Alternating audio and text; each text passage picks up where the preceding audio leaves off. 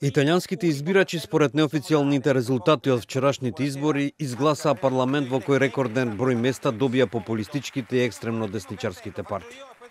Со тоа, според експертите, Италија, која е трета по големина економија во еврозоната, влегува во политички ќорсока кој би можел да трае со месеци. Трите главни блока или групи во Италија по се изгледа не ќе можат да владеат сами. Имали се шансите за враќање на старата влада.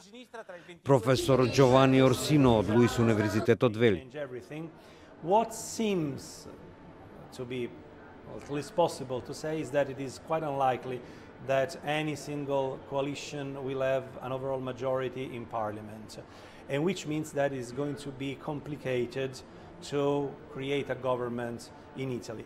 Сценаријата сега вклучуваат неколку евроскептични коалиции, па дури и нови избори. Десничарскиот сојуз, поддржан од поранешниот премиер Силвио Берлускони, има најмногу гласови пред движењето 5 звезди.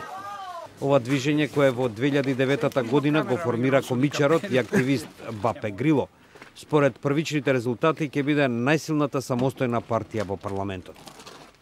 Професор Орсино вели дека ова движење всушност е победник на изборите.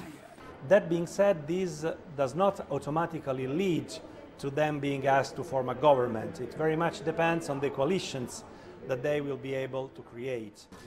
Владеачката централно-левичарска коалиција е на трето место, главно поради гневот на италијанците, поради растечката сиромаштија, високата невработеност и масовната имиграција.